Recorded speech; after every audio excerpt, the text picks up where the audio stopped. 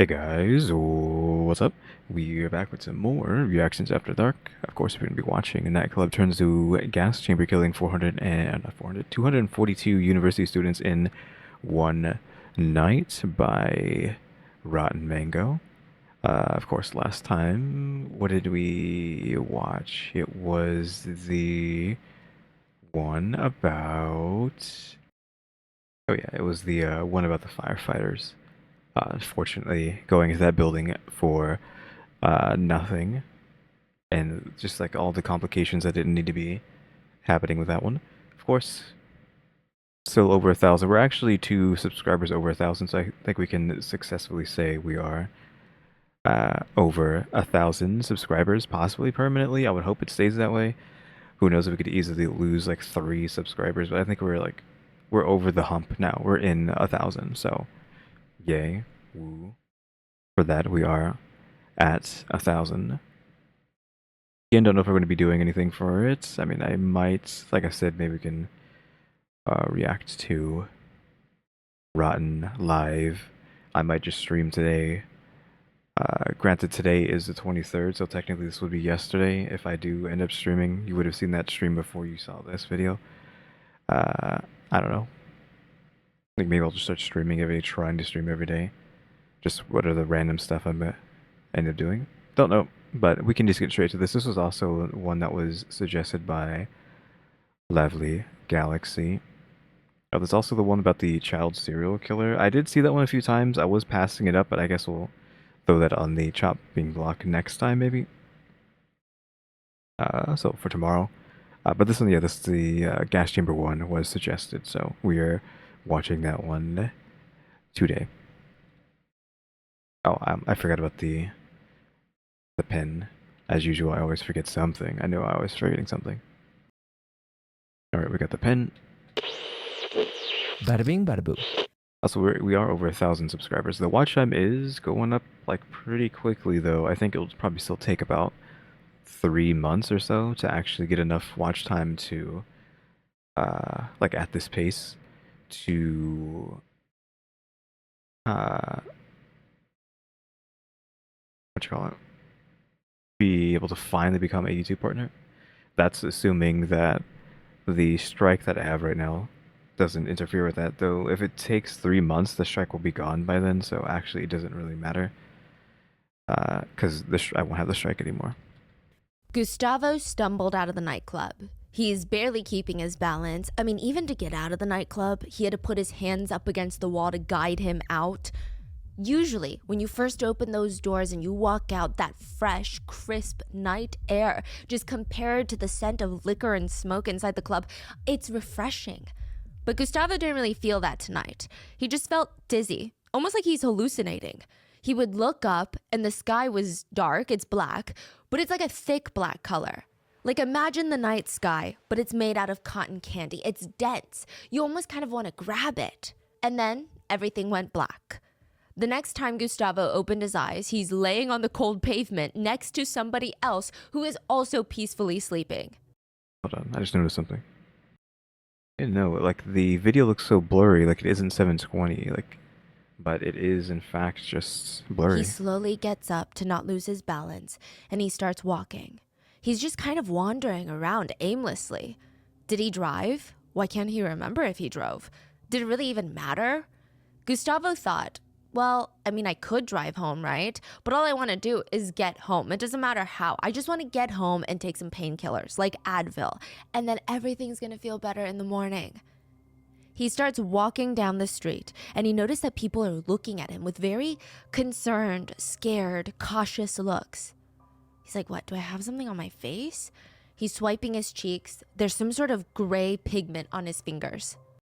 Like I already noticed this earlier on, like as soon as the video started. I don't know if it means anything, but I mean, she does have like a, what is this, like a yellow star on her temple there? I don't know if that has anything to do with the story or not. I'm not sure. Or she's just having it for fashion. He looks back up, and a man comes up to him and splashes water onto his arms. Like a cup of water, just splashes him with it. Gustavo instinctively pulls back. It's very strange. Everyone tonight is acting very strange. But Gustavo didn't really feel the cold water much. It didn't bother him, so in order to not start a fight or a weird conversation, he just kept it moving. Then another woman yells after him, "Hey, you need to call an ambulance." No, ambulances are for the ones who need it.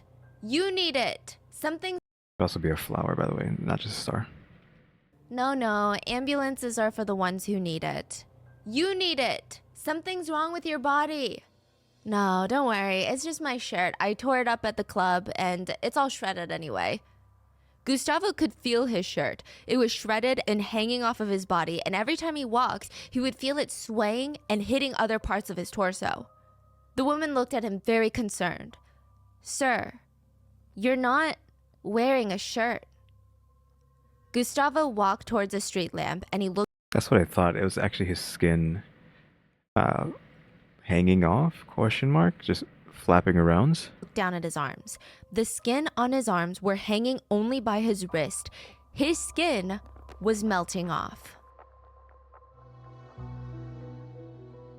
Oh yeah, the music. So yeah, what happened in this nightclub that the whatever was in the air possibly could actually just shred the skin off? And he was outside and passed out, but I don't know, maybe he just passed out from what was inside the club, not just because he was so drunk he passed out outside. Today's sponsors who have made it possible for. Oh, also, I'm guessing his hand was still intact because it says it was hanging on by his wrist. I guess that, like, 'cause he would have got degloved, which is such a oof word. But degloving is actually a term used for when the skin, like, is ripped off of your hand, basically. Like, your hand, like, gets degloved as if your skin is a glove that's overlaid onto your hand. And if it's like, there's certain scenarios where all of the skin on your hand can be ripped off as if a glove is being taken off of your arm or off of your hand, thus it being called degloving. And I'm wondering if this almost happened. I mean, he's not really being degloved. It's his skin's just literally melting off of him. But just a term if y'all weren't aware that degloving is a new term. So you're welcome for learning that disgusting fact. For Rotten Mango to support the Burn Institute, which is a nonprofit out of California whose goal is a community in which all burn survivors have the resources and support to overcome the psychological and physical effects of their injuries, as well as making sure the community members are educated on how to prevent fires and burns. This episode's partnerships have also made it possible to support Rotten Mango's growing team of dedicated researchers and translators.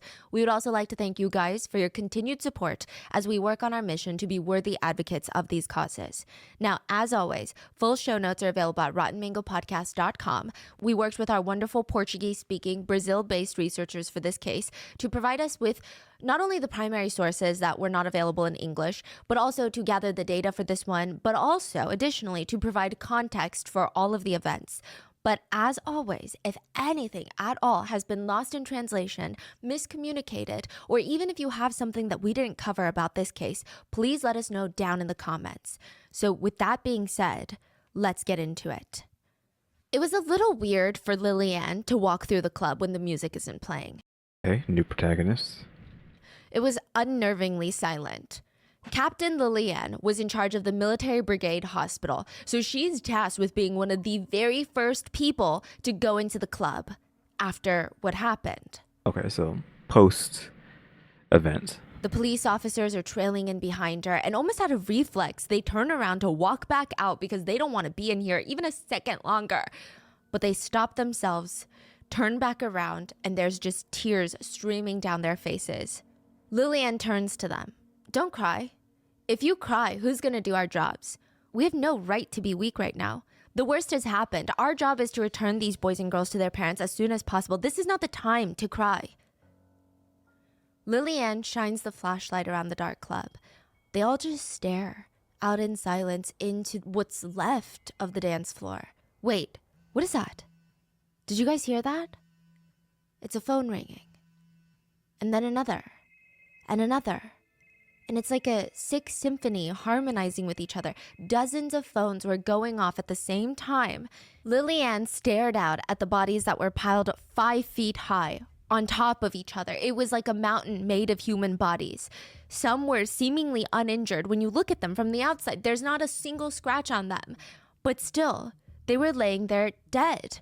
Others had their skin melting off, like when you put plastic or rubber into the oven by accident and you turn it on. And all of their phones are going off at the same time. Every single call would go to voicemail. That night at Kiss Nightclub, an establishment frequented by college students, 632 people would be injured, 242 people would be killed, and most of them would be between the ages of 18 and 21. Yeah, so let's roll it back for a second. 632 Is this actually the place, or why do we have like chalk outlines here? Is this just like stock footage, or is this actually... Could this be like a memorial, question mark? And not like chalk outlines? Because again, I'm pretty... Well, not again. I haven't said anything about this before. I think chalk outlines are obviously just something for the movies. Like, they didn't really do that. Maybe in the past, but they don't really do that because it contaminates the crime scene, right? people would be injured, 242 people would be killed, and most of them would be between the ages of 18 and 21. Mike looked at his 7 friends in front of him. These are like his best friends. Okay, they're gonna understand, right? Guys, I'm just not feeling it. I don't really want to go out tonight. I might have to skip this one. Like, don't be upset with me. It's gonna be fine. You guys will have a blast. They're all staring at him and they're like, yeah, no, we're gonna go. Come on, it's Andriel's birthday. She only turns 22 once. You wanna come, don't you? Yes, you do. You can't miss this one. I mean, 22 is a weird age to be saying that about. 21, sure, if that's the drinking age. I don't know if it is. But 22? Maybe that's their drinking age, I don't know. Mike looked at his left, then his right, and his friends just looked so eager and happy. Like, how do you say no to that? They didn't even have class tomorrow. It's the weekend. So his friends, they're looking at him with these puppy dog eyes. Come on, Andriel's favorite band is going to be performing. Okay, fine, I'll go. I'm already trying to figure out, like, how does this happen? I don't know how chemical burns of this degree could happen. Like, I don't know.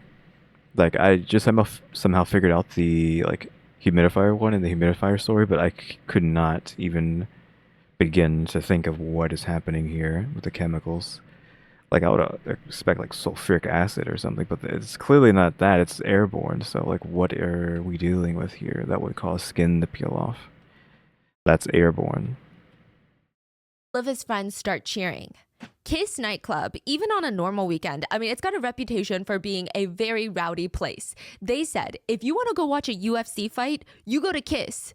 The establishment is notorious for drunken fistfights. Side note, the club is also notorious and nicknamed Kids by the locals because how easy it is for a minor to get in.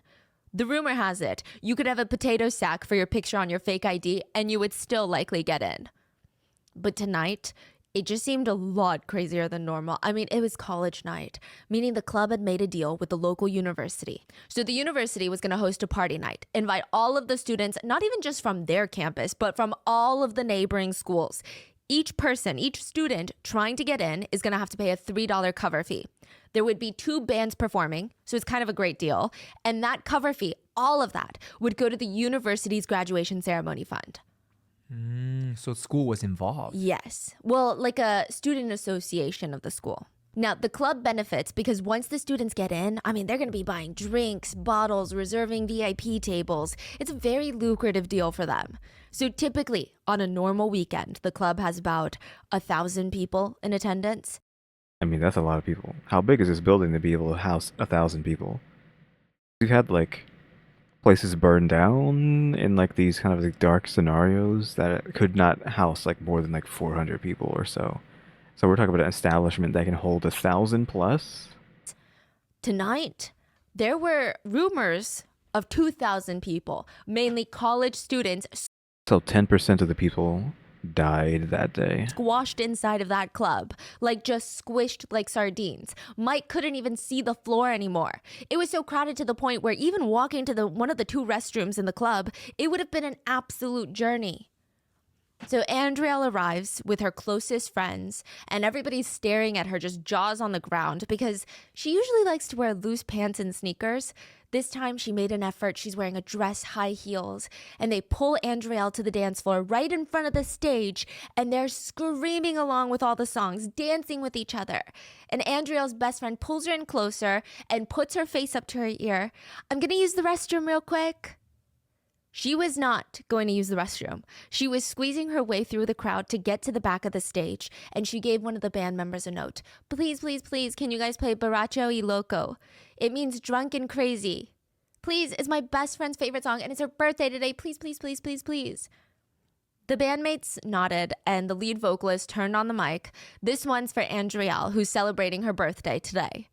Now, the high energy is going to stay with the group. I mean, even when Andriel's favorite band goes off the stage and is replaced by another group that she doesn't even really know, Andriel's so busy, like ear to ear, smiling with her friends.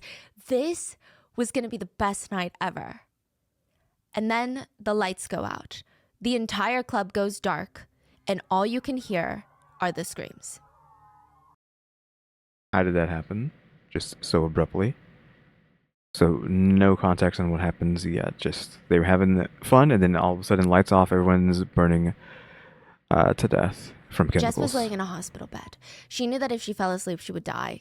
She knew that. So why are the doctors telling her to get some rest? It was very tempting to just lay back, close her eyes for just a moment, relax. She was so tired. To unclench her jaw finally. But she knew that if she slept for too long, the woman in red would appear again, calling her name, reaching out her hand, drawing her in. And she knew it's all the drugs, right? She's hallucinating. But still, she's scared to follow the woman in the red. More and more patients were being brought in, and many of them with the same injuries and symptoms as Jess. Many of them were stunned to just be alive. How did you get out? How did you escape? I almost didn't. I saw someone screaming that they were leading me to the exit, and when I turned around to follow them, my friend yanked my arm and said, "No, that leads to the restroom. It's a dead end. We gotta go this way." She saved me. Who was the person screaming at you, guiding you? I don't know. It was a woman in red. Survivors started popping up everywhere, claiming that they had seen a woman in red calling people into the restroom of the club when the lights went out, telling them that it was the exit. But once they got there, they were trapped. And they would have just 3 minutes to get out, or else they would be dead. I don't know if we're doing supernatural stuff or not, because usually if she adds any supernatural like notes to stories like this, it's for like a brief second and then never touched on again. It's just there for flavor. So I don't know if this is just gonna be flavor, or it's gonna be like literally a woman in red was trying to get people to leave the wrong way, and it was just like a woman who was making a mistake, and then the woman also probably died. So if there's a body in a red dress, well then we know that it was just a woman who unfortunately was making a couple of mistakes. More than 100 bodies would be found in the bathroom. And it's all because of a firework. Did you know Disney is the Firework. I don't know what firework would have in it to cause chemical burns to kill like 200 something people. second largest buyer of explosives in the world. Of explosives, yeah, only behind the United States Department of Defense. Yeah, I would assume military would have like a lot of explosives, but like Disney, which also is in the United States. But if we're measuring by fireworks and ignoring the other types of explosives, Disney is the largest buyer of fireworks in the entire world. You say United States Government. They buy a lot of fireworks? Explosives. Fireworks are considered explosives, yeah. Got it. Now, Disney World does a fireworks show every single night, and each show costs around $40,000. Now, some of that goes to purchasing the fireworks, but a majority of that goes into hiring pyrotechnicians. So these are specialists that are professionally educated and certified to oversee the use of pyrotechnics during... Why is it always pyrotechnics when a tragedy happens in an enclosed building? It's always some sort of pyrotechnics on the stage, setting the building on fire. It's happened multiple times. I guess somehow this time we have pyrotechnics literally gas chambering, quote unquote, an entire club. Any event. Pyrotechnics are any sort of firework, any sort of like fire show that includes usage of gunpowder and gas to create these sparks. Yeah, like, I'm pretty sure I've said this before in like another pyrotechnic story. It's just like, can we just not use them inside? Can they only be used outside from now on instead of inside, where like they just literally keep killing people over and over and over again? Every concert that you've been to that has any sort of firework, they probably got a lot of pyrotechnicians there. Yeah, I mean, to make sure that the fireworks do not work like an explosive weapon, but rather a display of art, that takes a lot of time to learn. Because fireworks are literally like bombs. To set off most fireworks, the user lights a fuse.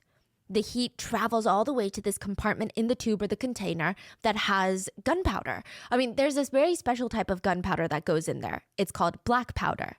Now, once the heat reaches it, it starts responding by creating a very, very hot gas, but it's trapped.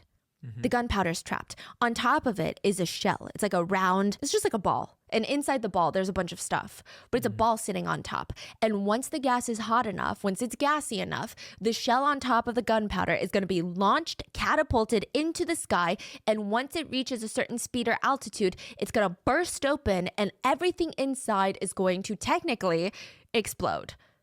Usually there's a ton of small pellets in there that contain like a whole variety of things.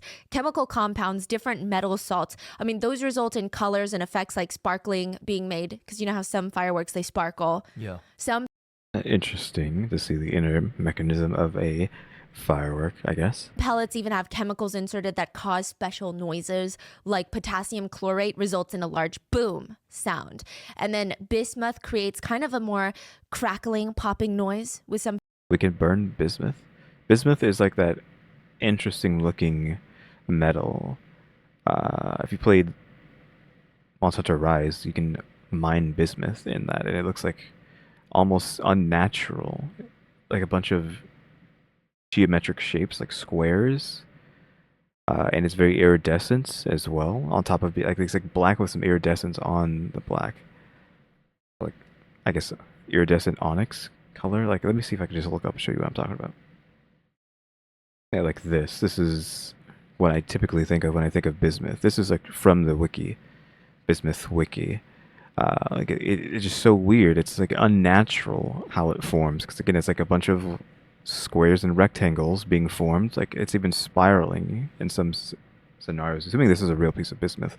Again, this is a wiki after all. And like I said, it's iridescent. Also for whatever reason.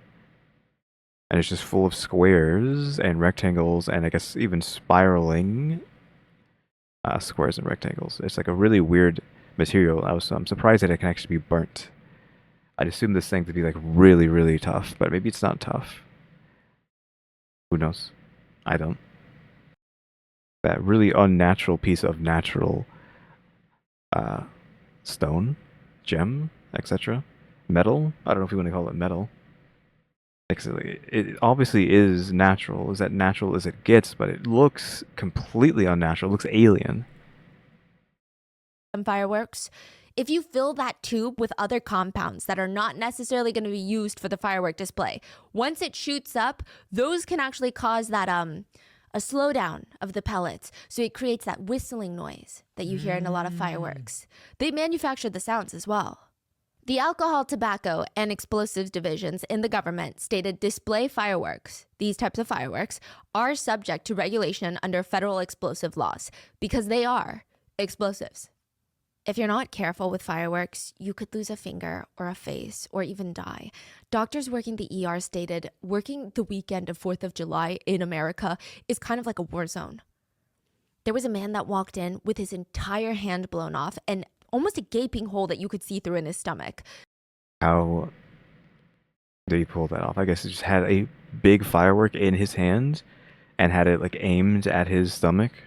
They stated that he was drunk, trying to position a firework away from him and blow it off into the sky. But after realizing that he lit the fuse, he realized it was pointed at him instead of up at the sky. So very last minute, he tries to cover it. He puts his hand to the tube and it blew off his entire hand and it went into his stomach, the firework. Yeah, it would have also probably, if it blew his hand off, it probably would have turned the bone into shrapnel as well. So who knows how much bone shrapnel he got inside of himself as well. During the 4th of July, another kid took a construction hard helmet, taped a large firework to the top of it, and then lit it on fire because he thought it would just shoot off his helmet. The bottom of the firework got so hot, it melted through the helmet and then into his scalp and then into his brain in the matter of seconds. He did not even make it to the hospital. People get injured so often with fireworks. There's even a term for it. For hand injuries, they call it pomegranate hand because it's going to blow off all your fingers. I feel like it's kind of offensive, but that's just to show, I guess, how frequent these injuries happen. A member of Disney World's pyrotechnic team would go on to say, anything can happen at any time. It's explosives, it's fireworks. Something is going to happen. It's not if, it's when. Now I wonder like how many accidents happen in the history of Disney. That must be. Yeah. I believe a firework company somewhere in Europe, if I'm not mistaken, where a firework exploded. And because they did not house the rest of their fireworks well, all the fireworks that they had in their warehouse exploded at the same time. Yeah. It was really bad. I think it had like a bomb level reaction. Damn. I think there's probably been videos online of like fireworks buildings, like buildings that make fireworks just exploding and then all the fireworks going off. So I don't know if she's talking about if that, like, what the video I'm thinking of is this scenario as well, but I think that is not necessarily normal, but there is a video or possibly two of fireworks buildings just going off. It was horrendous. So now the owner is asking, what exactly do you need the fireworks for? Marcelo was the lead vocalist for the band that was going to be performing at Kiss Nightclub for University Night. It's college kids. He feels like they need to have all the crazy antics set up. So Marcelo makes his way to the fireworks shop, and the owner is asking him about how are you going to be using it? How many people? I mean, is it going to be outside, inside? I'm trying to recommend the appropriate one. I mean, I've used these before. I just need one of those big sparklers, like, you know, that just shoots out. It's like a stick, and thousands of sparks come out. And you see those at the clubs, right? Oh, at the club. Okay, well, if it's inside, you're going to need the indoor one. It has cold sparks, so it's much harder for it to ignite something or someone. It's $15. Okay, sure. But I'm guessing the fact that $15 was just mentioned is that's too much. We need to save money. Don't let it always come down to we need to pinch as many pennies as possible. Is it literally just going to be that they had to pinch some pennies, so they used not indoor-friendly fireworks inside, thus killing 240 people? Really? 15.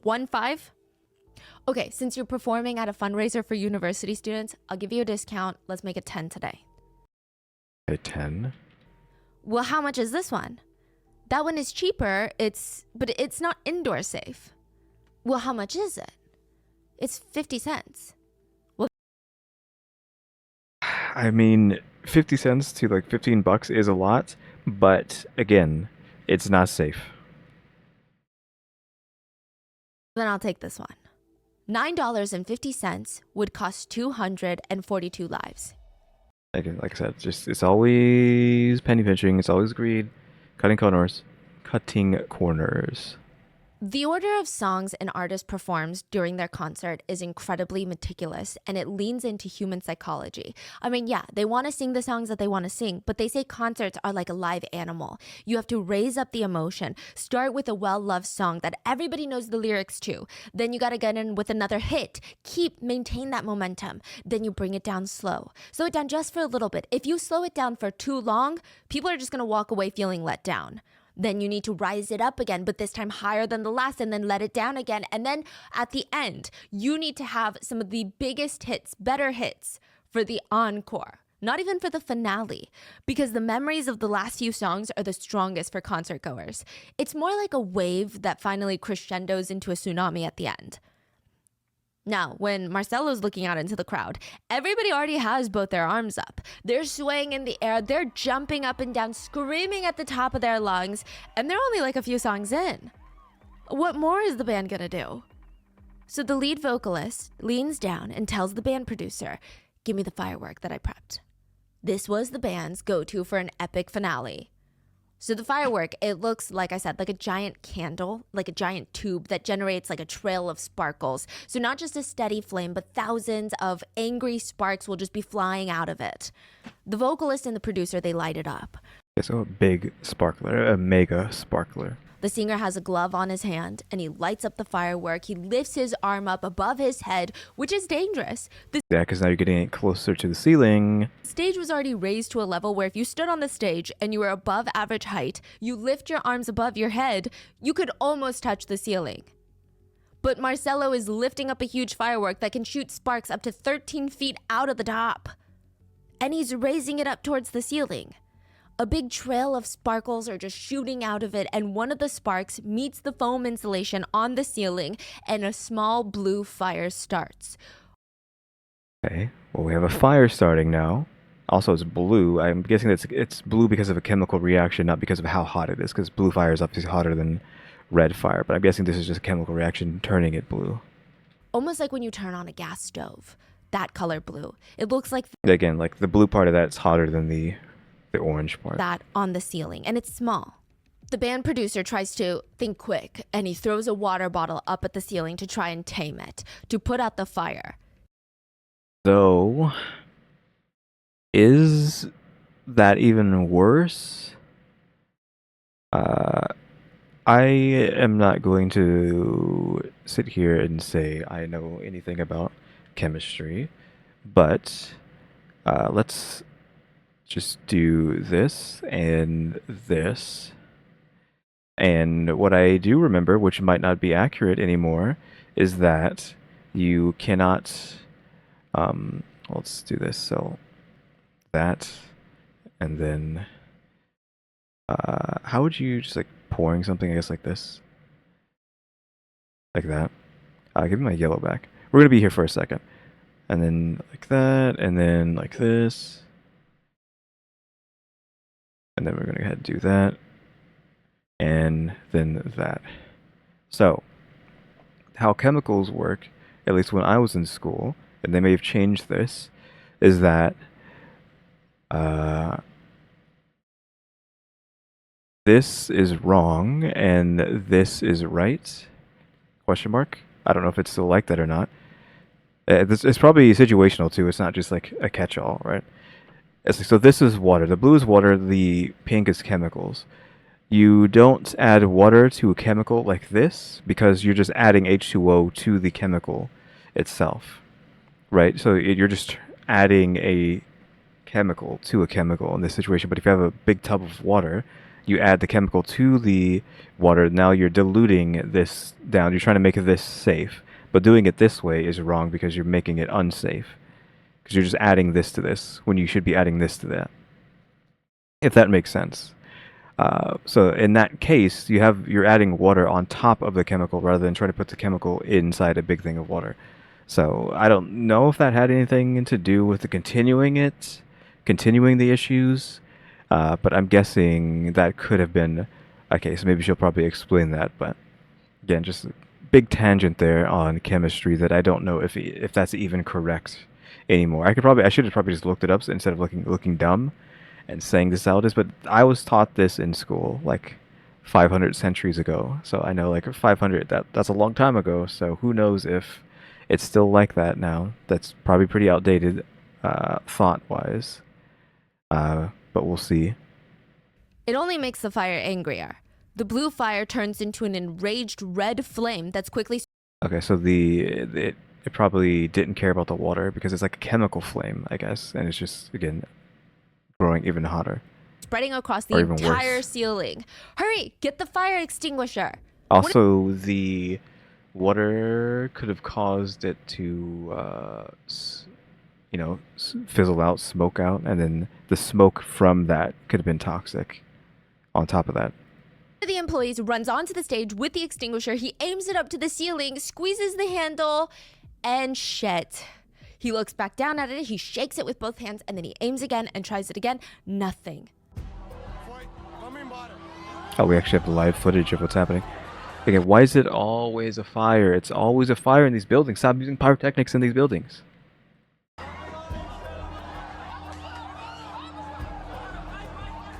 Allegedly, a few days ago, an employee had used the extinguisher at a friend's birthday party at the club. He thought it would be fun and wild to just pop the tamper seal off the extinguisher and spray it onto the people on the dance floor. Like a little party. Like a Party X vibe. He was screaming at the crowd like, ah, and everybody's just getting sprayed with the extinguisher foam, and it's supposed to be for fun. It's supposed to be like the most insane party in town. Except you're wasting something that's supposed to be for emergencies only and could have saved lives, and now, oof. Allegedly, they did not order another one. They just put it back into the same spot, and nobody thought that they would actually need it for the intended purpose anytime soon. Remember, everyone, make sure you have fire extinguishers in your house. I think we have 2. I think we live in an apartment, so you have to have 2. Or not, you don't necessarily have to have 2, but you have to have one in working condition at always, I think. Question mark. I mean, we do. We have 2 of them, I think. Make sure you have one. Water's not going to put the fire out. This is a fire that water is only going to make angrier. The fire extinguisher isn't going to put it out because they don't have any. And the fire is only getting bigger. There are black fumes that are now billowing from the ceiling, black clouds just rushing towards people on the dance floor. The fire on the ceiling starts spreading out almost in a perfect circle. It almost looks like a portal is opening up above everyone. Like a portal to hell. The black clouds would spread within 40 seconds to cover the entire club. Even if you ran as fast as you could to the nearest exit, you would look behind you and you would see everything slowly getting covered in black mist and fog. It looked like it's chasing you. Marcelo, the lead vocalist who lit the firework, he's standing right in front of the mic. He could have just leaned in and screamed, "Get out, fire!" But he didn't. He U-turned and ran the other way. He was one of the very first people out of the club that night. I mean, sure, always saving their own neck. Though, it is a fire, right? So I feel like people would have known the fire as soon as it started. Well, some of them would have been slower than the others, but so if he would have actually said, hey, get out of here, then it would have actually probably helped some people. There were club goers in other rooms of that club that did not even know there was a fire until it was too late. You mean they're trapped in there? Yeah. Because the ceiling was made out of polyurethane. Do you know what's in your mattress? So back then it used to be springs, maybe some fabric and some fancy stitching, but these days it's just foam. It's just layers and layers of foam stacked on top of each other. And for a very long time. A long time ago, I'm almost certain that my bed is made of springs? Question mark. Is my bed just like ancient or something? So what do you mean? It's acting like as if no bed ever is made out of springs anymore. I swear my bed's spring loaded? Question mark. Polyurethane foam was the more affordable memory foam mattress composition. That's what it was mainly made out of. The overwhelming majority of that mattress would be made out of polyurethane. And polyurethane can kill you. So you're sleeping on a fatal weapon every single night. I mean, I'm telling you, my bed's full of springs. I swear to God, it's made out of springs just because of how it feels. And it's it's old enough that some of the springs aren't good anymore. I doubt that memory foam or foam would have the same effect that springs like giving out would. So I'm pretty sure I have a spring bed. I didn't realize spring beds weren't a thing anymore. I didn't realize I had that bed for so long that springs are just ancient history now. But don't freak out.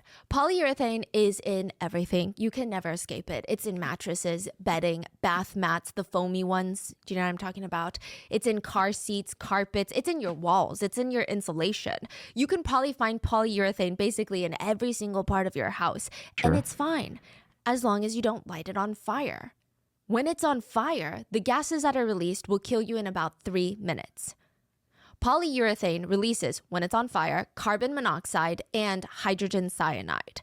Hydrogen cyanide is basically just cyanide, but instead of the white powder form, it's in gas or liquid form. It's just as deadly, if not deadlier. Some experts argue it's one of the most dangerous forms of cyanide out there. Back when the US did executions via the gas chamber, hydrogen cyanide poisoning was the cause of death for a lot of inmates. That's what they used. So basically that's what the club is. Yeah. Now. A gas chamber. The first stages start taking effect at the very first inhale. It's a suffocatingly heavy feeling, like someone, maybe a 150-pound man, is sitting on your chest. And you try to breathe and get a full breath in, but at this point, it's not working. You can't lift your chest, and you start hyperventilating because your chest feels so tight. And then it slowly evolves. The person sitting on your chest somehow transforms into a 9,000-pound elephant. That's what it feels like.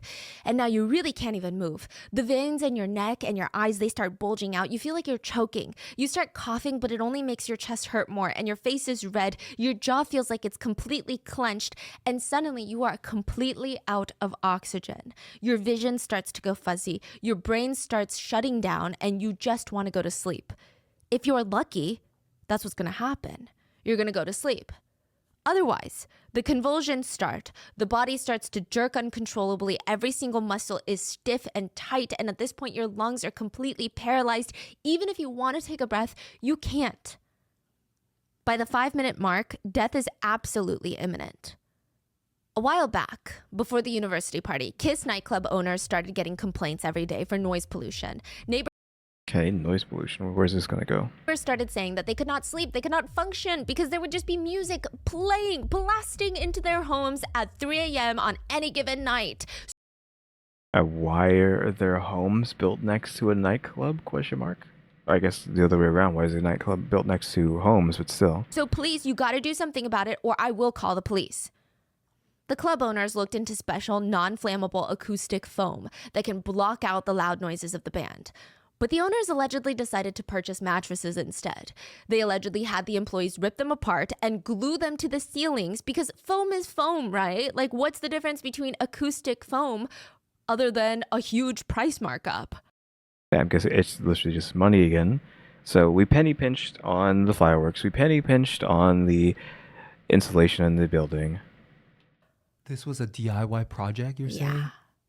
Now, some sources say that it was not from a mattress, that they purchased polyurethane foam by itself. Some sources say that they took it from a mattress. Either way, you're not supposed to do that. You're not supposed to do that. You're not supposed to glue polyurethane foam onto the ceiling. They just thought, I need to get rid of this noise leakage. The ceiling was made out of polyurethane. Yep. This is an ad read. If I asked you to tell me your favorite, I assume that most of you guys would not say Monday. And I think that's because What's your favorite day? I don't know if I have one. I don't know if I really care about which day it is. I don't know. But yeah, oof, like, who knows if they actually did that, but why is it always money? Every single story, not every single story, but almost every story where something dumb happens, like this, it's because of money. Like, they didn't want to spend the money on the fireworks. They didn't want to spend the money on the soundproofing. So it's just always greed, which then is technically like being irresponsible, maybe negligence, etc., etc. But I'm guessing it's some sort of drink, which though I don't know. I don't know what's in that. I was talking about this in all that smoke that's coming out of it from it getting into the air there. What is it? What episode was it where we were talking about stuff killing people? Oh, the humidifier and the chemicals they were putting in the humidifier that killed all those people. And we were talking about how in so and so many years we're going to find out like this thing was killing all of us, and it's like the dyes in our food, the artificial sweeteners, etc. So I don't trust stuff like this. We have artificial sweetened powders in the house, but like I swear to God, every time I have one, I have a drink, I immediately feel like my body's dying, even though there's no sugar in it. There's nothing. There might even be like vitamin C and stuff like that in it. I immediately feel my body like dying. So maybe it's just more sensitive to that stuff. So in my opinion, like dyes and artificial sweetened stuff and these powder drinks are killing you. Not to be like a downer on her talking about liquid IV. Maybe liquid IV is actually really good. But in my opinion, I don't know if I even want to touch this stuff just because I can just, like I said, Now, I think 40 seconds. all that stuff is actually killing us slowly and we just don't know it. And for from my standpoint, I can actually feel it in real time, feeling terrible drinking those things. Is about 23% of 3 minutes. Now, 40 seconds is about 23% of 3 minutes. And when people get to the front door, the exit, the guard is standing there. Is this a dramatic recreation inside a video game? Sorry, I can't let you out. What do you mean you can't let us out? Move out the way. We're gonna die in here. They could hear the screams coming from the other room of the club. It's just another bar fight. Get out more if you think this is the biggest danger you're gonna face. I need your full name first. Why do you need my full name? I need to get out. Just open the doors. We're gonna die in here. Wait, Yeah, why do they need to know who you are to leave? What? Like, hello? Get me out. they don't let them leave the club when they want to? No, you can leave once we verify that your tab has been paid. If you don't pay, you don't get to leave. And guess who ends up paying it if you don't? Me. It comes out of my paycheck. So boss's orders, give me your full name. Okay, so we gotta continue pinching those pennies, right? But it's understandable and not at the same time, but it's because we know that everyone here is just pinching pennies. This is just another tactic to make sure they get as much money as possible. They stood there screaming. A crowd had formed around the guard demanding to be let out, but he's not budging. He has no idea there's a fire. He thinks they're making it up. Like, fire my ass, you're drunk and you need to pay your tab. He stood there like a rock, keeping them trapped for 40 seconds. People around them start slowly dropping to the ground, coughing, hunched over, holding their throats, and then the black cloud started chasing towards the exit. Then the lights went out, and boom, someone had kicked the door open. 40 crucial seconds were wasted by the guards not wanting to let people out because they needed to make sure that they paid their tabs. The fire would eventually get to the electrical wires of the structure and all of the lights would be shut off. People could not see anything. There were no emergency lights indicating an escape route, which is against all code and that's such a violation Of course, penny pinching, not up to code. of permitting. You Where the heck are the inspectors checking these buildings on the regular? Hello? need to have emergency lights. Because of the electrical wiring, the only light that was still on inside the entire club, in this basically windowless, dark club, was the light inside the bathroom. And that was not even intentional. It's just maybe it had a different circuit. And that might be why people were saying, hey, go to the bathroom, because it was the only light that they could see. And all 2,000 people, they're trying to go there because they think it's the exit. The layout of the club was kind of like a maze. So if you look down... Okay, so we have this. Where is the door?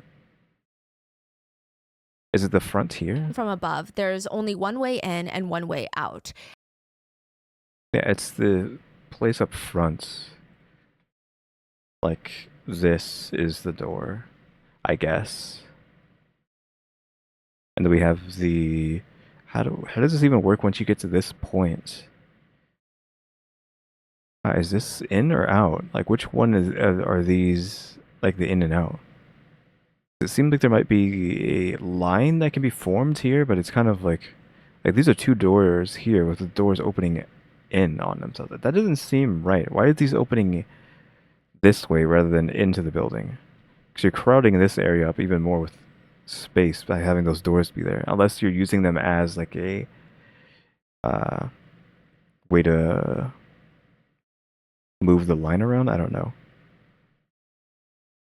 So where is the stage? Is this the stage? Is this here the stage where this happened? This building doesn't look very big to house 2,000 people.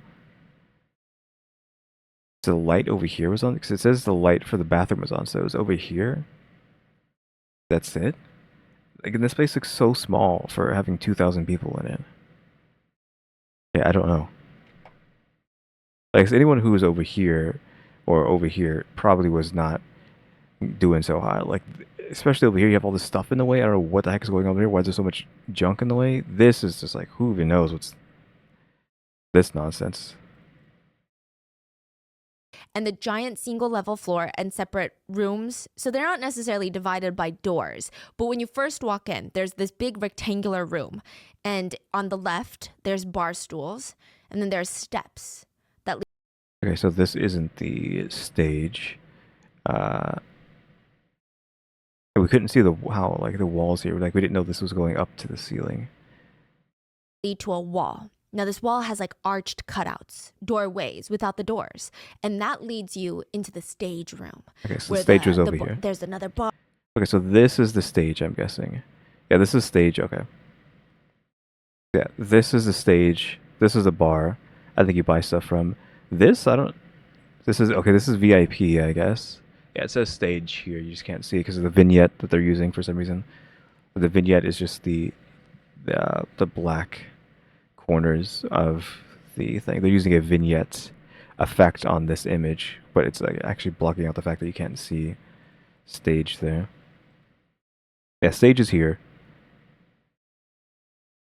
Again, I think there's a bar there, but yeah, like having to like funnel out of this is not great because if there's a whole bunch of people here and just back this way, they have to go around, like out of here. I don't know where the way out of this is, like out there, or maybe jump over this if this is a way to get out, and then cut this way and then get this way without tripping over this because there's stairs here, right?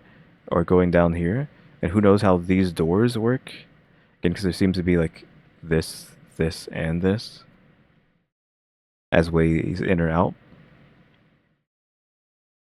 It looks like this doesn't look that big, but it looks even more cramped in the 3D rendering of this building. There's a whole stage set up. People are dancing on the floor. It's fun. Then you walk back out to where you just came in from. On your left, now you have a restroom. It's one of the two restrooms. You go past that, and on the right, you're going to see a VIP area with another bar. It's almost in its own little nook as well, almost like another room. Then you walk back out towards the exit, but you don't keep going straight, you make a left. That's where the restroom is. But it's a dead end. It was confusing enough of a layout that first-time clubgoers would go to purchase drinks at the bar and would get lost on their way back to their friends. Or sometimes clubgoers would hear screaming coming from one side of the club. They would just assume that it was another bar fight because they didn't really know. And then the bathroom, to some people, that bathroom light looked like an exit sign. Others said it resembled street lights. Like if someone had just opened the door and you saw street lights coming in, that was the exit right there. That's what people are thinking. So as long as you can get there, you could survive. That's what everybody thought. Just follow the light. Mainly also that's a problem because of the guards not letting the people leave, so the doors are all locked and no light was getting in at that point. So, and they ended up in a dead-end bathroom. People were screaming at them in the dark, "Turn back! This is not the exit! Turn back! This is the bathroom!" It's so weird to have like a video game, a render of this building like this. Like it feels like I'm just watching a video game, not like some sort of police. I don't know how to even remotely begin to describe this police information reenactment. I don't know. Everyone would turn around, and if the lights had turned, they would see that there's no way to turn back around. Like, I don't know if this is Unity. I'm guessing this is made in Unity. It just feels like I'm watching a indie horror game rather than a police rendition of what happened in this building. A dramatic recreation, but it's not really a recreation. We're just a recreation of the building, but not the events. I mean, there are hundreds of more people pushing into the restroom, trying to get through. They're trying to push them out into an exit that doesn't exist. More than 100 people would be found dead in that tiny little restroom. One man was found dead with his head dunked into the toilet because he had been trying to escape the toxic fumes. He had been trying to stay alive. In other areas of the club, nobody could see anything. They just heard screaming, coughing, crying. And because of the fumes and the heat from the fire, people are starting to pass out on the floor. Wherever they were on their way to find an exit, they would just drop. They would just pass out in the middle. They were getting disoriented from the fumes of the melted toxic foam. And if someone tripped on an unconscious body on the ground, they would get trampled over with very low chances of getting back up. They would be crushed to death. By this point, the fiery portal that was burning through the ceiling started to literally rain chunks of flaming hot foam. If a piece so much as touched one of the attendees' skin, it would have felt similar to the sensation of accidentally touching the hot racks of an oven as you're pulling out a frozen pizza. Except you can't pull your arm away. It's just there. You have to hold on to the burning rack. Once the searing 400-degree Fahrenheit foam touches the skin, it would have clung on like saran wrap. If they tried to swipe it off with their hands, the foam would just scorch their hands. It would blister. Yeah, I'm getting what she's saying. Like, obviously, if fire falls on you, you try to swat it off. But because of the material that it's made out of, it's actually just the material itself is on fire, and the material will literally just melt and fuse with your skin so that you can't get it off of you. Blister through every layer of skin, and their skin would just come off as they were removing the foam like saran wrap. Likely, it would have disintegrated the underlying muscle and tissue as well. Even the people that were able to reach the exit door, they couldn't get out. There were metal barriers set up right outside the club door to prevent people from running out without paying their tab. It's like a pool railing. So when everyone is pushing up against you, you can't get over it. You don't have enough space to move your leg up and over the railing because everyone is slamming into you from behind. You don't have enough space to crouch down underneath it because your stomach is getting squashed. You can't. So this is the legitimate way out, which is just this cramps area. But then you have this railing here to try to stop you from leaving, and then a chain on top of that. But the average person could just hop either of these things or go through that. But of course, being pushed by everyone outside is going to make it hard to do that. Because if they weren't all just pushing their way out, then they could easily just take their time climbing over this, going through it, getting not necessarily hopping over this, but like putting your legs over this chain, etc., etc. Can't slide down to underneath the metal bar. So even though the exit door is right in front of their faces, they could just reach out and touch it with their hands. They could not escape. Is this inside or outside? Inside. This is still inside. Yeah. They have barriers Yeah, we were talking about the thing outside, but yeah, what she's talking about is inside. inside right in front of the door. Right in front of the door. They couldn't escape. Passerbys on the street had seen the commotion. They saw the thick black smoke mushrooming from the club. It could be seen from like a mile away at this point. Passerbys ran up to the exit door, yanked it open, and started just pulling people out. Club goers would be passed out from lack of oxygen, being crushed up against the railing or the fumes, and a stranger would just grab them by the underarms and lift them out. Others had to be grabbed by their clothes because passerbys saw that they had third-degree burns on their arms. And this is something that comes up, but a lot of people would try to grab someone by their arm and the skin would just fall off. So they would have to find different ways to grab them to get out of the club. That night, hundreds of calls were made to 911. Please, I'm seeing here from my building a thick, horrible smoke coming near Kiss Nightclub. Screams are coming out. Horrible, horrible scene, please. Hello, 911? Everything is burned here. Hello, fire department. Kiss Nightclub is on fire. The Kiss Nightclub is on fire. Help. Many parents and family of the attendees had made it to the club in the middle of the night. They had gotten out of bed. They had heard word that Kiss Nightclub was on fire, and they remembered their loved ones were going to be in attendance. They rushed to put on whatever clothes that they had and traveled as quickly as possible to the nightclub. There was a traffic jam outside the club for miles.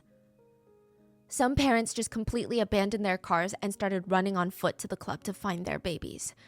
They would have one phone to their ear, nonstop calling their kids, nonstop calling 911 while running up to every gray suit covered person. So they're all covered in gray dirt, just trying to get the dirt off their face to see, is that my baby? Is that my baby? One parent called 911. Please just tell me what happened. Please just tell me my daughter was in there. She was at the party on that street. What's going on? Another parent just screams into the phone, where's Fernando? Where's Fernando? Where's Fernando? In another call, the 911 operator tries to comfort one of the dads that called looking for their son. They're okay. They're okay. No, everyone inside is dead, man. Yes, inside, but not your son. I don't believe you. Nobody was very clear on what's going on. What everybody knew was there's a huge, large-scale fire at the Kiss nightclub. There were deceased victims splayed out on the street outside of the club. There were periodically new victims rushing out of the club, but inside it was completely pitch black. Most victims were covered head to toe in gray suit, making them look like zombies. What took people a minute to realize was just how many people were still trapped inside the club. There were already so many people lined up outside, so many bodies lined up on the street, and people were trying to cover their bodies with plastic bags. Things got difficult though when parents had to go body to body and lift up the plastic sheet and check to see if any of the bodies belonged to their child. And if they found their child laying there, I mean, what do they do? They would just fall down and weep over their bodies. It just felt like nobody was coming to help. Meanwhile, at the local hospital, Dr. D's colleagues, they're a little superstitious, all of them. They all kind of believe in bad omens when it comes to work. Dr. D does not entertain any of those. The whole, if any healthcare worker in the emergency department utters the words, "It's been a quiet day, huh?" then everything goes to shit and it's going to be pure chaos. He doesn't really subscribe to those beliefs. Okay. So where's this going to go? But it has been awfully calm. It did oddly feel like they were waiting for a storm. There had been no serious emergency in the past 7 days that even required an ambulance to be dispatched in the whole city. That was not normal, or at least for their hospital, it wasn't normal. Even Dr. D didn't have a good feeling about this. The day after his shift, around midnight, he was driving home with the music on. He passed by Kiss Nightclub, saw a line of young students waiting to get in. College days are a different time, you know? Like, he has wife and parents that he's got to take care of in a different town, so no nightclubs for him. He goes home, he crashes onto the bed, and the phone starts ringing. He shoots up, grabs it from the nightstand. Patricia, his wife, is up and staring at him eyes wide because it's 3:30 in the morning. You only get one type of call at 3:30 in the morning. The bad ones. It was Dr. D's colleague. Yeah, I mean, yeah, we all know this. Like, if you're a doctor and you get a call at night, it's because you need to go do doctor stuff. Dr. Pedro. Why is he calling at this hour? Hello? Wait, slow down. What's going on? Dr. D pulls his phone away from his ear because Dr. Pedro is screaming on the other line, loud enough for even Dr. D's wife to hear. Fire! Fire! Please, come to the Kiss nightclub right now. Dead students everywhere. Patricia saw her husband turn into another man. His eyes are focused. He jumps out of bed. In a fluid wave of motions, he grabs his change of clothes, his medical bag, goes to the kitchen, opens the fridge, grabs 3 coquettes, and shoves them into his pocket. Because he knows in these moments, he doesn't know when his next meal is going to be, and he needs to stay sharp. Patricia prepared a cab for him, and by the time that he made it to the club, only 5 minutes had passed. Sir. Okay, that's very fast. Good job. Taxi driver, are you sure there's no faster way to get to the club? They look in front of him, and there are just rows and rows of standby traffic. They're all at a standstill. No cars are moving. Dr. D reaches into his pocket, gets a wad of bills out, throws them at the taxi driver, and starts running on foot to the club. He felt like he was a doctor in a war zone. That's what I was gonna say, like, how's he gonna get there if like they're stuck in traffic? Like, the only thing he can do is just run there, just sprint there he said. as fast as possible. People were walking around the street like zombies, all gray from the fumes and coughing. Firefighters had arrived. They're hosing down parts of the building and taking axes to the side of the building to try and open up a bigger exit way. Civilians are dragging unconscious friends onto the street and performing CPR. Bodies are lined up on the side neatly in a row. They're unmoving. They're dead. Some people were just dazed. They kept walking around everyone, lost, confused, because the fumes had disoriented them so much. They didn't even realize that they had 40% burns on their bodies. Ambulances are trying to rush in and out of the scene carrying stacks of bodies to the nearby hospitals. Dr. D spots Dr. Pedro on an ambulance, drenched in sweat, performing CPR. Without even saying a word, he gets to work. Side by side, they would search each victim brought out for signs of life. When they had none, they would have volunteers move their bodies out of the ambulance. No signs of life. We need to move on. We need to keep moving. But civilians would refuse. What do you mean no signs of life? She's still warm. Her cheeks are red. She looks like she's sleeping. She's not bleeding. She doesn't have any burns or injuries. She's alive. You have to save her. You're not doing your job. She's clearly alive. Many of the young people weren't burnt. A good amount of them were, and they had really severe burns that would require them to stay in the burn unit for a very long time. But I mean, obviously, it's just they suffocated or anything like that. Their lungs might have like gotten screwed a up. lot of the victims had died from smoke inhalation. Yeah. So other than the gray dust covering them and sticking to their hair, they all just looked like they were taking a nap. So a lot of their friends and family, they could not trust the doctor. You have to keep trying. I'm telling you, she's alive. Like, she doesn't even have a cut on her body. In the moment, Dr. D was too focused on getting to the next victim that it didn't really set in. But later he must have felt very odd, like an odd sense of guilt. He didn't want them to be dead either. He didn't want to give up on them either, but they were gone. What more could he do? He said there would be moments where he would break focus for 2 seconds. He would look up at the sheer chaos and just the pure desperation in everyone, and he would just have a full-blown panic attack setting in, and he would have to talk himself out of it. No, you cannot lose control right now. People are depending on you for a chance at survival. Wait, what are they doing over there? Dr. D sees a group of young men taking off their shirts, grabbing a water bottle and drenching the shirts in water, covering their faces with it, and running inside to rescue people. He didn't know if these were complete strangers. He didn't know if these were people who had been inside the club that escaped that still had friends inside, or if they were family members that showed up at the scene after the fire broke out, or maybe they were volunteer fighters. He didn't know. All he knew is all of them would be found dead by the end of the night. The people that ran inside? They would die trying to save more lives. We need more ambulances to transport victims to the hospitals. They need to get to an emergency facility now. Most of the hospitals nearby had sent every single ambulance they had. They were overwhelmed with victims. Dr. D looks around and there's no more ambulances left. And a taxi driver raises his hand. And another hand shoots up, and it's a civilian. It's a passerby, then another taxi driver. They would all help transport the injured to local hospitals. 16-year-old Julio had called his mom at 4 a.m, and she woke up frantic. What's wrong? Why are you calling me? Did something happen? No, it's just Augusto, his older brother. Augusto said he was going to pick me up at 2:30 so we could go home, but he never showed up, and I've just been... Okay, so I say, like, why is he not panicking? It's because his brother hasn't shown up. Older In the brother. situation. Augusto said he was going to pick me up at 2:30 so we could go home, but he never showed up, and I've just been kind of waiting for the past 1.5 hours. I heard there's something going on at Kiss Nightclub, and last I talked to Augusto, he said he was going to go there. I don't know what's going on. Their mom hung up and woke up their dad in a hurry. They both threw on whatever clothes they had. They grabbed a set of keys to their family Honda, their car, but they realized it was gone. Augusto had taken it that night. Shoot, they don't have a car. So they rushed to their neighbors. I'm so sorry to bother you at this hour, but please trust us. We would not ask unless it was absolutely necessary. Our son took our family car and something's happening at the nightclub. I don't know if you heard. You could ask anybody. Something's happening. Could you please just take us there? They jump into the neighbor's car and they start making their way there. Augusto's dad was a mess. He was really close with his son. He never had a close relationship with his own dad. And Augusto's dad has always been kind of a very stoic man. He was a military man since he was young. And Augusto's very first word was life-changing to him. It was like a gut punch. Because instead of mom or dad, his first word was selva, which, according to our Brazilian researcher, means jungle. And it's kind of a greeting term that you say to a military man.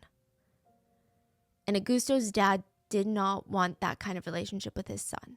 So he changed his whole life. He changed his way of parenting, of communicating. And ever since then, they were like best friends.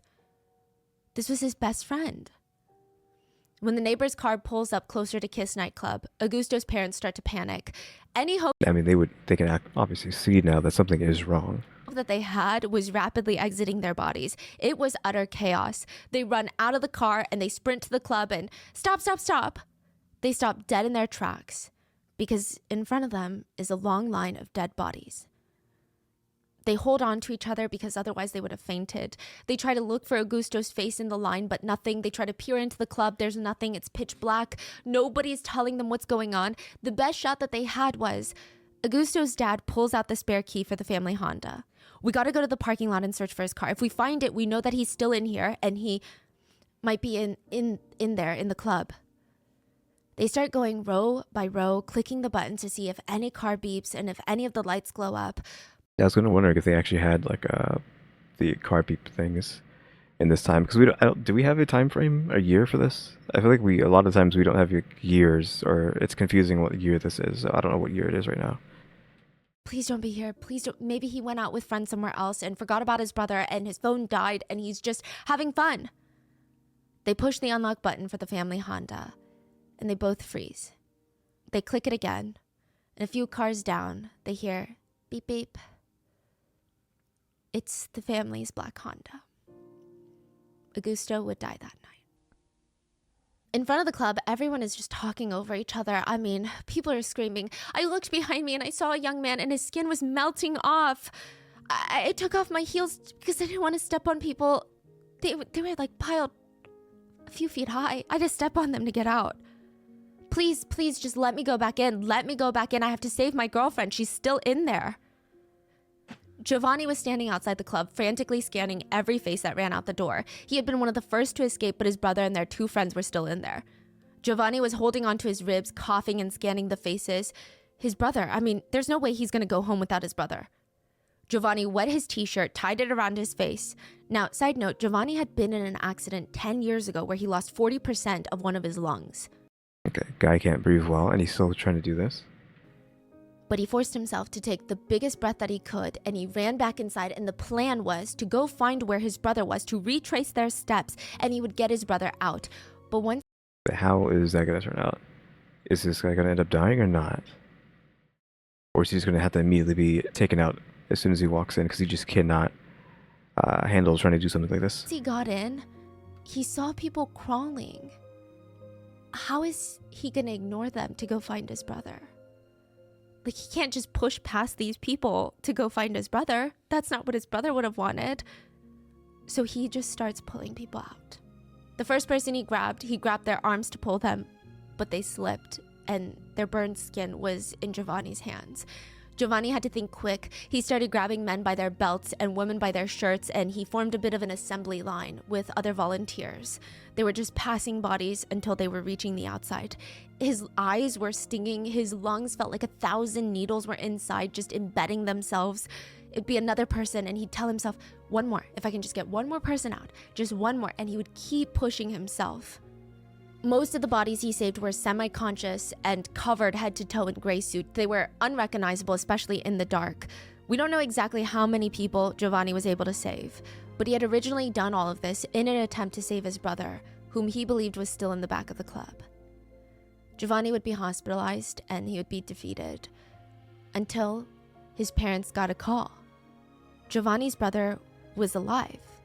He had been handed off by Giovanni to an ambulance, and he did not even know that was his brother because he was covered head to toe in dirt. Dr. Ayrton was a trauma... Well, at least we have a happy ending for that one. That was at least a nice little, miracle in this tragedy. trauma surgeon at the... Dr. Ayrton was a trauma surgeon at the local emergency department. He had just received a call that hundreds, if not closer to 1,000 university students had been injured by a fire, and they were going to be transported to all of the emergency departments nearby. Dr. Ayrton gathered his entire team, got them prepped. Everything we've done and learned up until this point was for a reason. We cannot fail these kids. Everybody needs to be ready. We are at war. Custodial staff, we're going to need all hands on deck. Grab the oxygen tanks. We need to keep them circulating, distribute them to whoever comes in and needs them, and prepare the rooms. Every spare room that we have in this hospital that is not occupied by an existing patient, transform it into a makeshift ICU unit. And if we run out of rooms, put beds in the hallways. They called neighboring hospitals to request immediate delivery and loan of their respirators. Doctors and nurses from neighboring towns were also making their way over. It was an all hands on deck, all Hail Mary situation. Santa Maria is known for being a university city, a college town. So there are 7 private universities and a major public university. It amounts to about 40,000 students in that city. And there's only 7 hospitals. Emergency departments in 5 of them, ICU units in 6 of them, and all the freestanding smaller emergency units around the city were going to be quickly overwhelmed with the victims from the fire. Loved ones of attendees were already gathered outside the hospitals. It was getting nearly impossible to get near Kiss Nightclub with the traffic jam. So they thought, let's just wait at the hospitals. That way, if we see our loved ones being escorted in, we can be by their side. Many of the hospitals needed to start manually ventilating the patients with oxygen masks and air pumps. That means instead of a machine, because they ran out, there would have to be staff manually pumping a bag, and if they stop, a patient dies. Dr. Ayrton's nearly 300 beds fill up so fast they need more help, more supplies, more beds. Dr. Ayrton didn't want to alarm anyone, but it was very obvious that it's not just a regular fire, because at this point they have no idea it's hydrogen cyanide. All the patients coming in from KISS needed to be intubated. Intubated meaning inserting a tube into someone's throat for ventilation. They needed to be intubated fast. Even if patients walk into the hospital seemingly fine, they'd be like, no, I was in the fire, I'm fine, I'm just a little bit dizzy, but I'm breathing now, the coughing is stopped. But if they weren't intubated, Dr. Ayrton would turn around and they would code. All of them needed to be intubated. Dr. Ayrton was so laser focused going from one patient to another. I mean, the hospital is a wreck. There are patients piling on each other. Almost every few seconds, you would hear someone screaming, "Code blue, code blue." Doctors would just be running down the hallway. Some patients looked normal, not a single scratch on their skin when they coded. Other patients had very deep, extreme burns all over their skin. There were screams of pain, coughing. People were coughing so hard they were throwing up blood. Skin was shredded and melting off like candle wax from victims. Blisters, there were red, white, and blue, and just black patches of human flesh that didn't even look human, mixed with blood. And then the hospital door slammed open, and there laying on a hospital bed was Dr. Ayrton's son. His wife was by their son's side, and their son was coughing, he was blue around the mouth, and having difficulty breathing. Like, oof, that must be rough. Doing all this and then your son's here. So what's he gonna do? Is he actually gonna put too much effort in helping his son, or is he gonna keep helping everybody else? All Dr. Ayrton wanted to do was freeze. That is his son. But then he remembered the words of a famous surgeon. In an emergency situation, if you think too much, a patient dies. We have to intubate him. Dr. Ayrton's son grabbed his hand.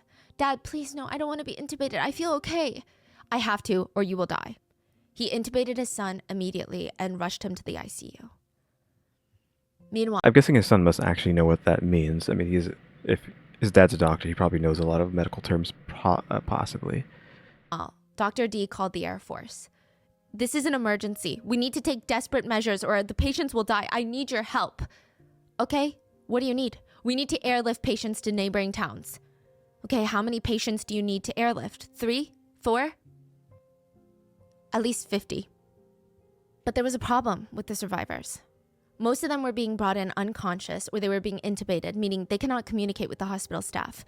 Most of the guys being brought in had their IDs in their pockets, but many of the women that were brought in, they typically kept it in their wallets, in their purses, and those were left behind at the scene. They could not be airlifted unless they could be ID'd. A volunteer dentist was going from room to room, just writing down characteristics of everybody without an ID. Weight, height, tattoos, scars, skin marks, and then periodically a list of names and characteristics would be read outside the hospital. But that also resulted in a lot of pain because families would think, oh, that sounds like my daughter. And they would run into the room that their daughter was supposedly in, and it's not their daughter. I mean, you can't really help that. I mean, that's all you can do, right? I mean, but if it's not them, it's not them. But that is something that was going to cross my mind there, is that just simple characteristics could be mixed up with other people, and that's going to cause issues. If their names were not called out or their descriptions were not called out, most likely they had passed.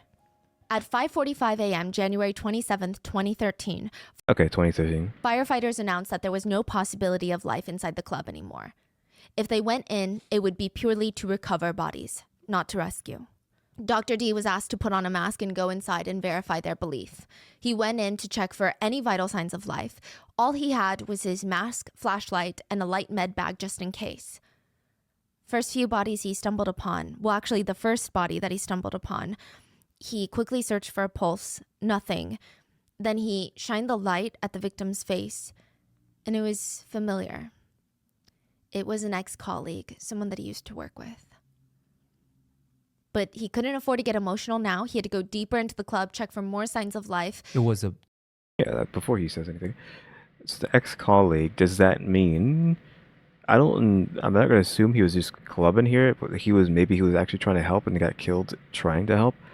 Because I would assume that's what happened, is he died trying to help rather than he just happened to be here clubbing. Because he's an ex-colleague, he's probably like old. Like, what's he doing at the club, right? doctor as well. I believe they were like a med staff. He had to walk away from his ex-colleague's body. He said, when I got inside, I saw bodies everywhere. It was a heavy scene, very sad, very shocking, and in some places, bodies were piled up more than 5 feet tall. He saw the bodies in their last moments, attempting to survive. He said he saw one man with his head submerged in the toilet, another one with his body facing the open freezer. They were all dead.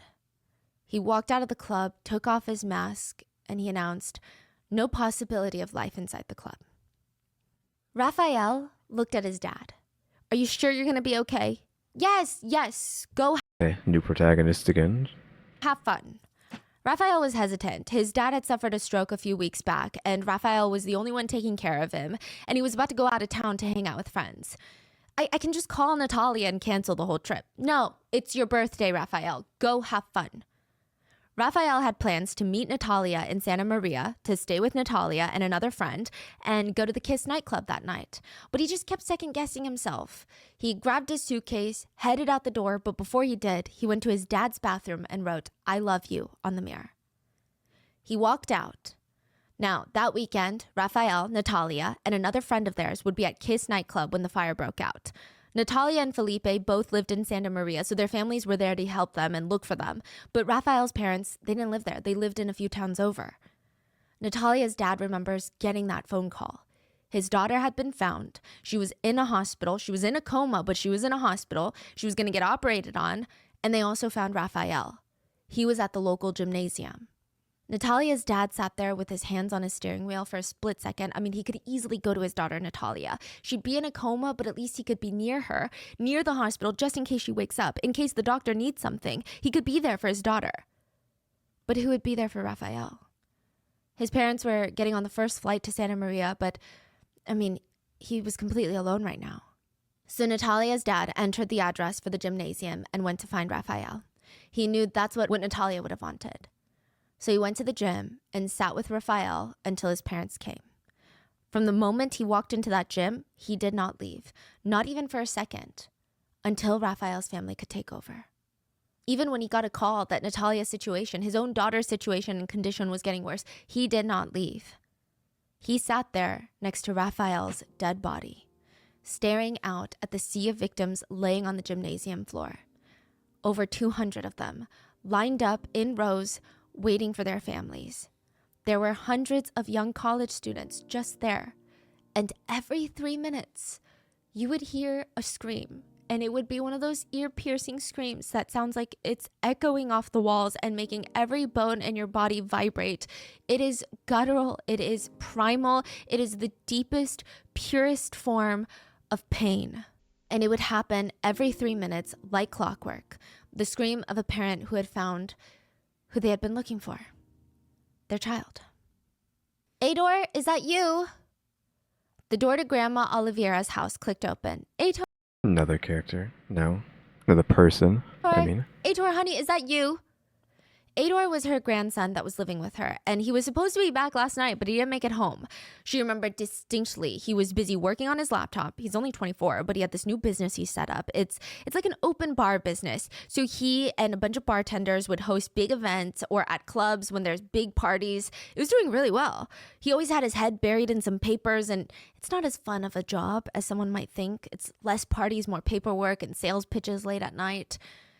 Ator grabbed his keys and jumped up. "Where are you going? Huh? Where are you going?" "I'm going to Kiss nightclub to give them a price sheet for an upcoming event, but I'm going to be back soon, Grandma. Like right back. I'm just giving them a price sheet." He ran out the door, and before closing it, he poked his head in and said, "Be back in no time, Grandma." He walked out. He didn't come home last night, and his grandma had been worried sick about him. So when the door clicked open the next morning, she said, "Is that you, honey?" She rushed to the front door, and instead of her grandson, it was her daughter. Ator's mom, Livia. "No, Mom, it's me." Her eyes were bloodshot, and his grandma just knew. She felt like an 18-wheeler truck had just slammed straight into her chest. Livia's bosses, so this is Ator's mom, Livia's bosses, they kept calling her to check up on her to see if there's anything that she needs.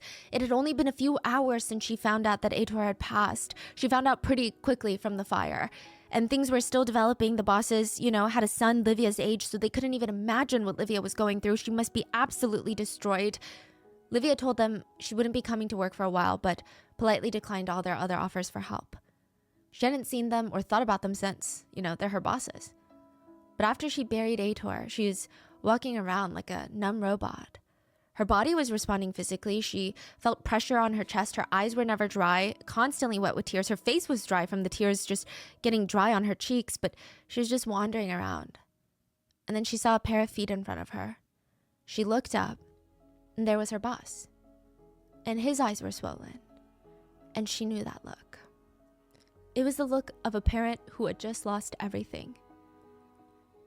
After they checked in on Livia about Aitor, Livia's bosses got the word that their son was also at that nightclub, and he also passed.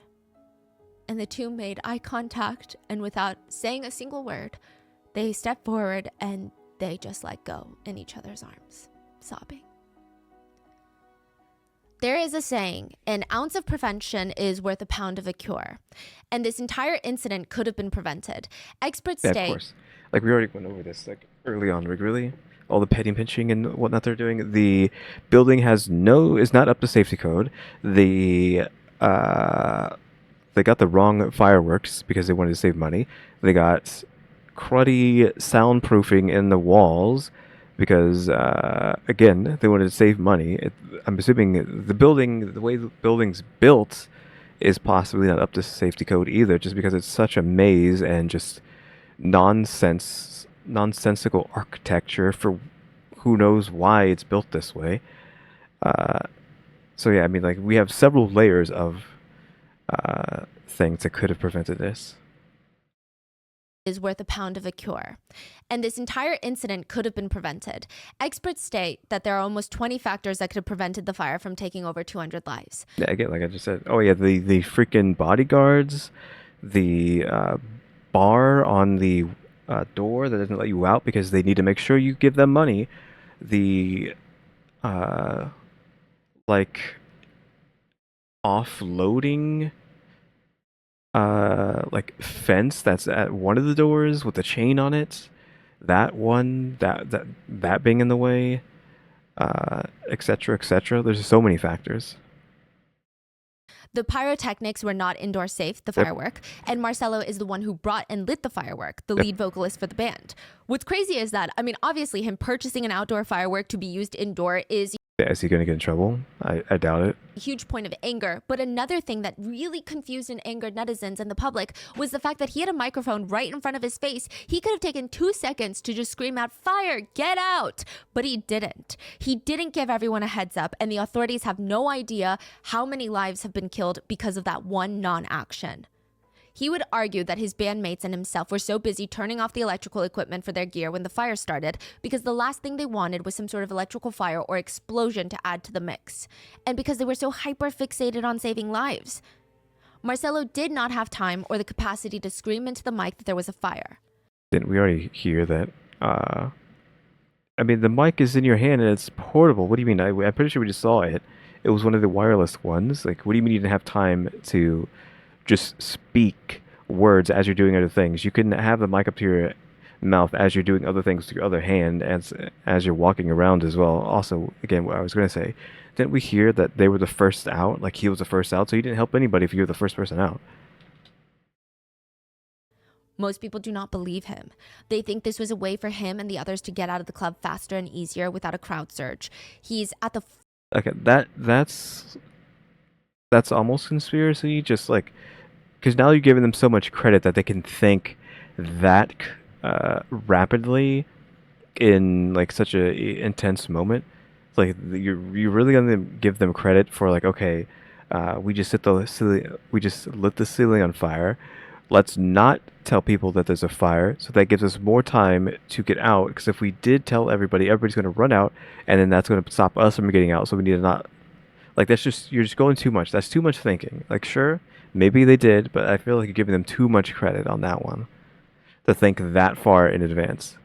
Far, deep corner of the club, but he was one of the first out. On top of that, some of the bandmates even had some of their instruments on them. Gotta save that money.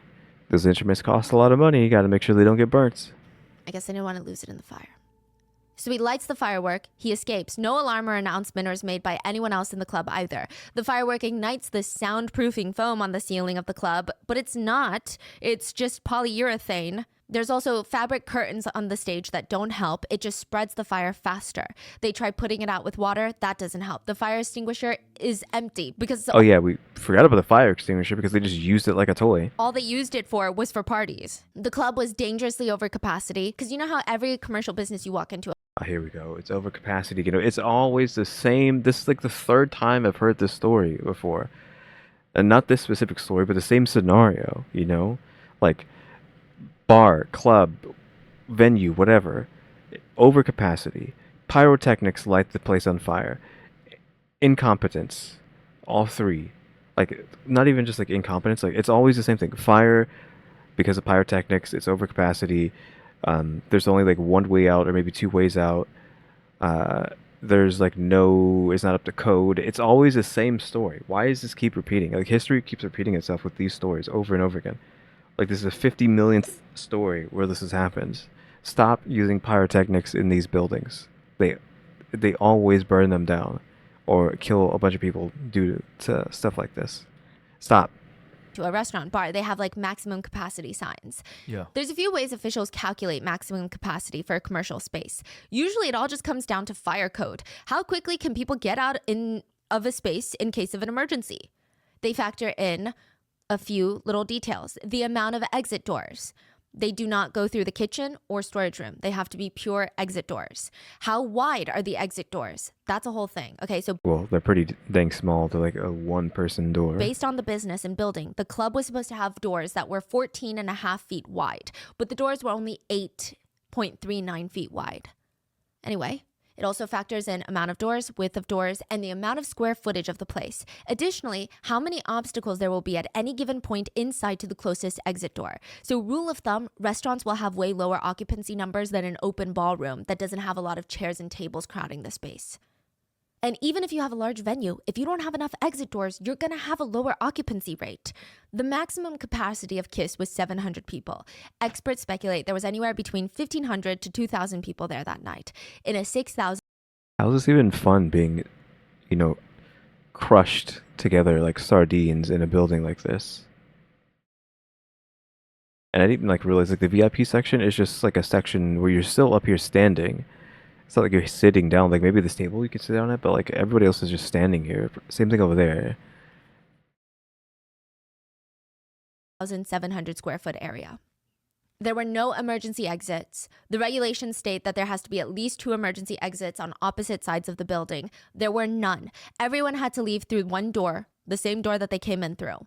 But once they got to that door, there were illegally installed metal barriers trapping them in, making it that much harder to evacuate. Beyond the metal barrier, security guards were stationed at the doors, and since the communication amongst the employees was non-existent, which is a huge no-no for a venue I assume they all needed to have walkie-talkies to communicate with each other. That would be the best thing to do, right?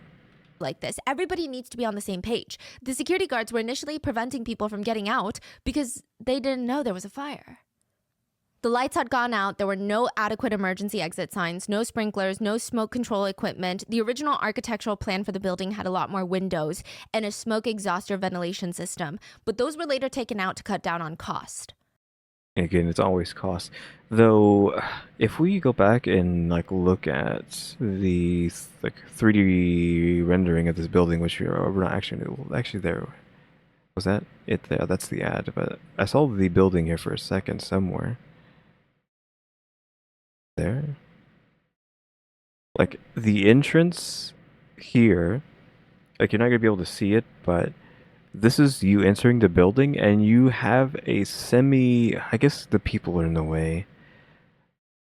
I guess there are a bit more. I was gonna say the bodyguards can almost see straight through to the stage, but with enough things in the way, sure, you could argue that they can't, but Another combination of other incompetencies took place that factored into it. There were unauthorized renovations done, inefficient inspections from authorities. The club's fire prevention permit expired in August of 2012. Fraudulent signatures were placed on official documentation to approve renovations that were not up to code.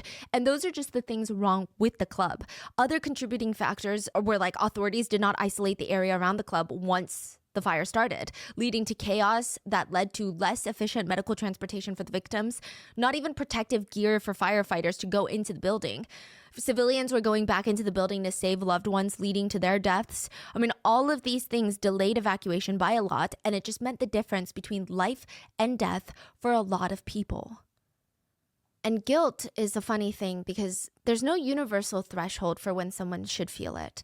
Some people could do the most heinous things and not feel an ounce of guilt. And some people could do nothing and guilt will eat away at their lives.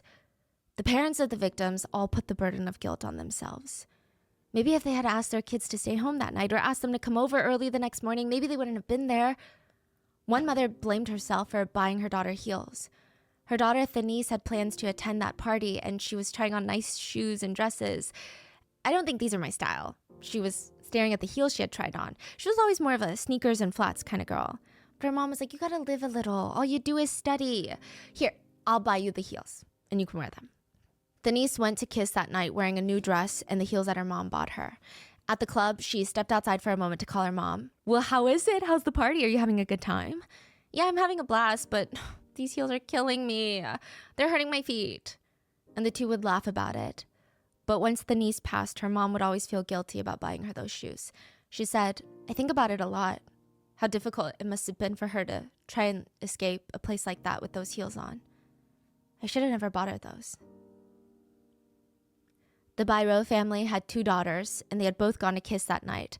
Patricia, their eldest daughter, Patricia's husband, Gracie, their youngest daughter, and her boyfriend. The 4 of them had gone to the club when the fire broke out. The next morning, they got the call. They were in the car, rushing as fast as they could to try and find their daughters. And on the way there, Mr. Byro turned to his wife and said, My love, my hope is that the girls are safe, and they're just asleep at home. But if the worst has happened, we have no choice but to join them, yes? The parents went to the nightclub and nothing. All 7 hospitals, nothing. They went to the gym and there were the 2 deceased bodies of their daughters. But also their 2 partners were found dead as well. The rescuers in charge of recovering the victims' bodies from the club and transporting them to the gym, one of them said, I still feel it in my arms. Okay, well, hold on. What happened to those parents? Question mark. They literally just said we need to delete ourselves if our children are dead. They literally just said that. What happened to the parents? Did they do that? Hello? What happened to the parents? Can't just skip over that. I still feel the difference in the weights of the bodies that I carried. There were heavier ones and there were lighter ones. And at first we were all being so careful with the bodies, but it just never stopped coming. There was just another one and then another one, and it was just body after body, and I just wanted to get away from there, and I couldn't stand the tragedy anymore, so we just started rushing. Even at the gym, there's a photo of the president there, and along with other politicians, they had gone to the gym before any of the parents or family members were allowed in. And it's alleged that not all, but some of them were being very disrespectful. Not to the bodies, but they were treating this as a photo op, as a press tour of, look, just look at how sad I look while I look at this tragedy that has taken place in our country. The volunteers were completely outraged. There's even a picture, again, not insinuating that the president did a photo shoot there or what her intentions were, but there's a photo where the president is holding whom we can assume is a victim's mother, and I guess it's supposed to look comforting, like she's one with the people.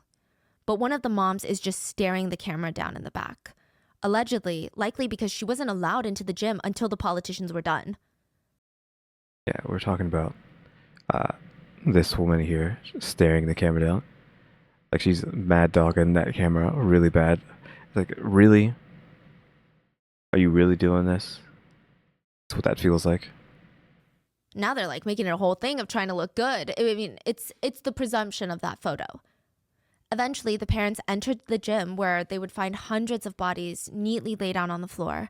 And it was a lot. I mean, a lot of lives were lost and a lot of lives were intertwined because it's a venue. People went with their friends and their families. So in the process of trying to find their child, a lot of families would find 2, 3 of their children's best friends. Or some parents, they would see their son-in-law or their daughter's boyfriends laying on the other side of the gym opposite the significant others. It was a lot. And because of that, a lot of the parents decided to have a funeral right there, a collective funeral for all the friends and family to be buried together. Over 100 coffins were lined up in the gym, and there's a very well-known photo from one of the funerals. It's of a woman named Yasmin crying on top of her boyfriend's coffin.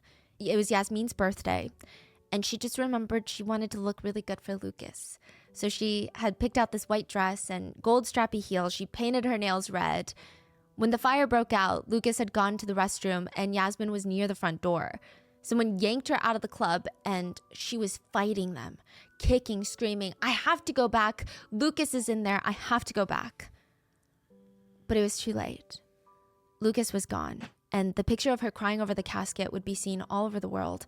And side note, a magazine published this picture on their front page, and there was a huge controversy because people thought it was staged. They thought the magazine had hired a model and got a casket prop to take this shot. Because why would they say that? she's wearing like this fedora, and the angle of the photo, it looks very almost cinematic in a way. I think it's like a very perfectly shot picture, but people wanted it to be staged because I think once you realize it's a very real photo, it feels a lot heavier to look at that photo. Outside of the club, there were some really bad people also involved in this case. The cost of coffins, caskets, and flowers skyrocketed to the point. okay, well, we're forced. We have our bad actors now.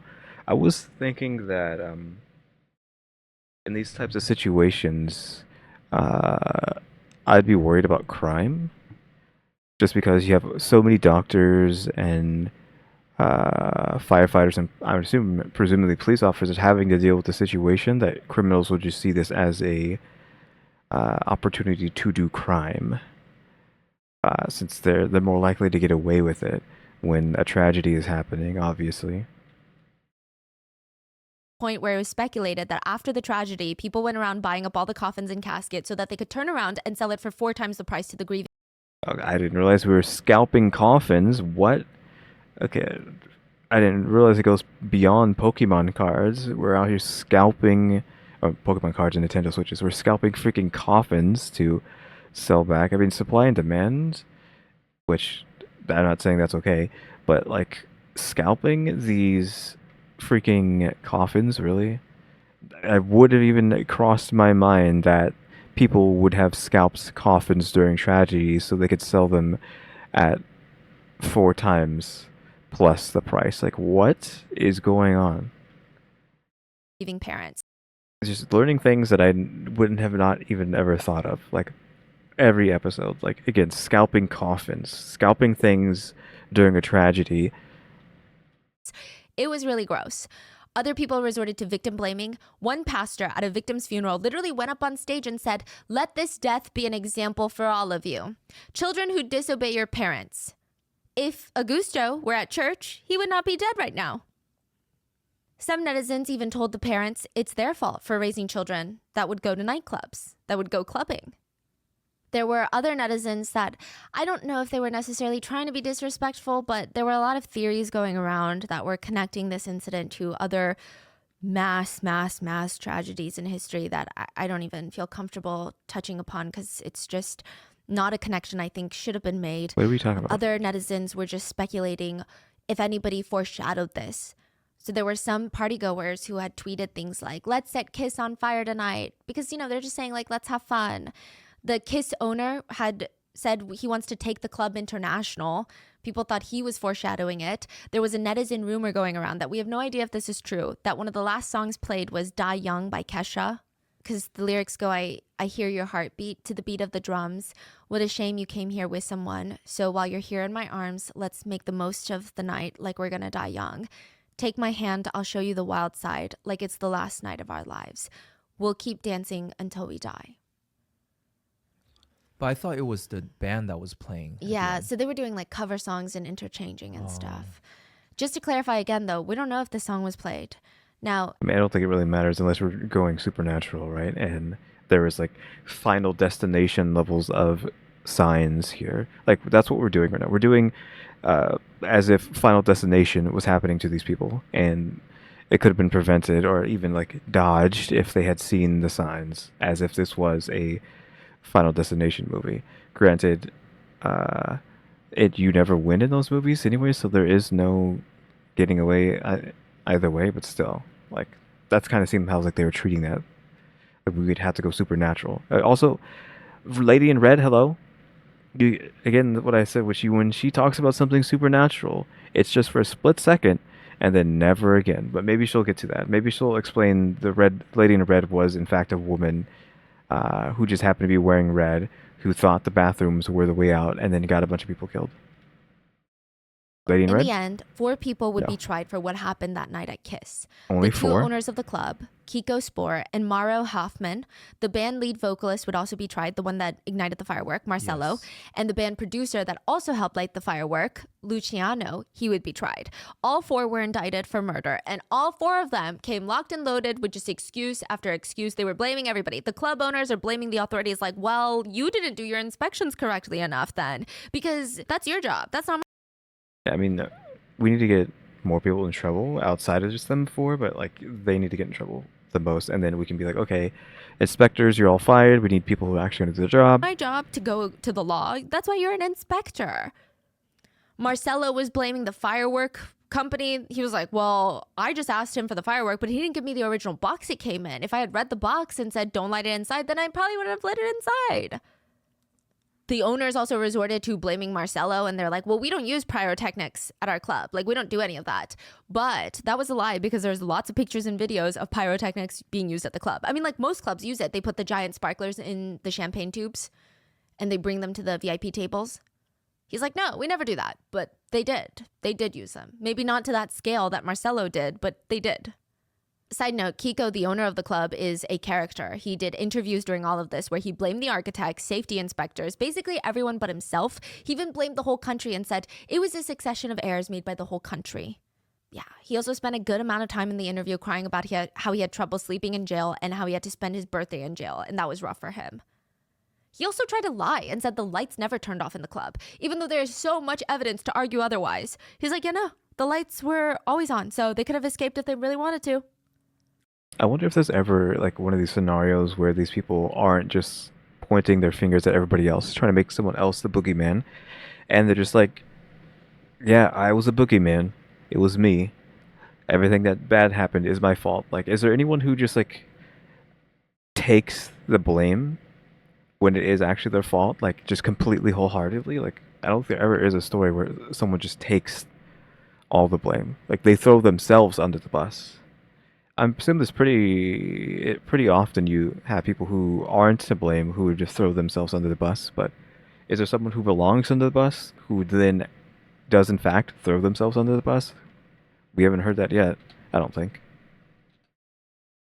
Are they not the most hated people in Yeah, Brazil? Like, yeah.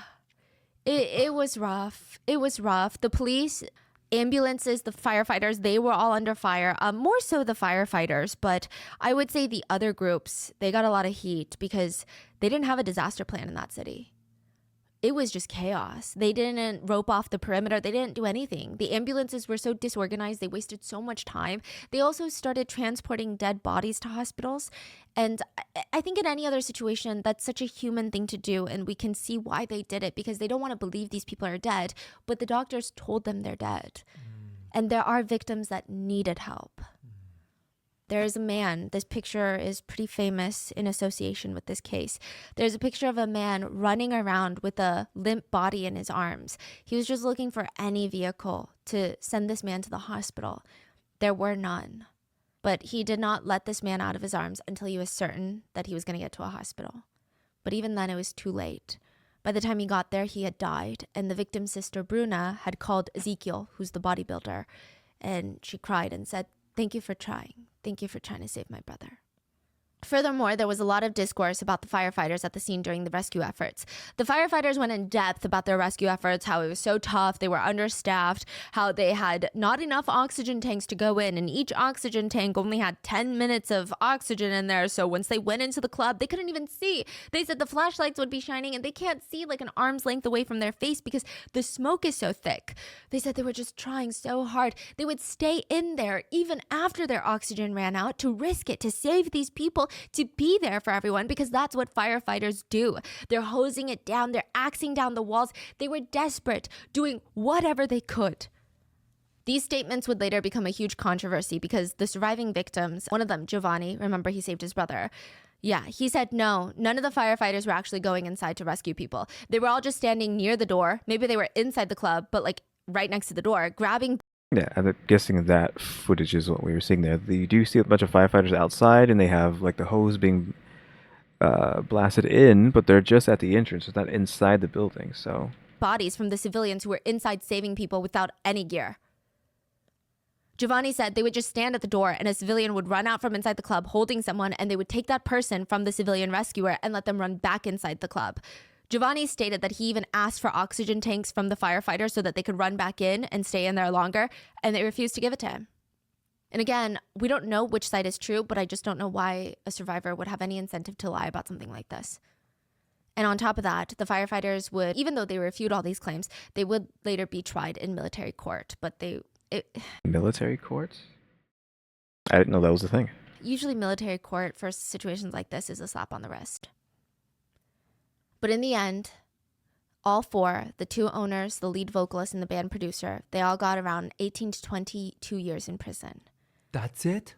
Oh.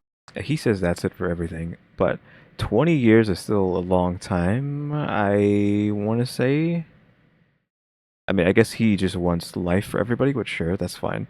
But I feel like 22 is longer than we're normally getting single digits here for things that are way worse than this, right? So I feel like 20, it's obviously still not enough, but at least it's more than we normally hear, which is single digit. Oh, you're about to be so upset. What? They got But off? it was Okay. immediately overturned.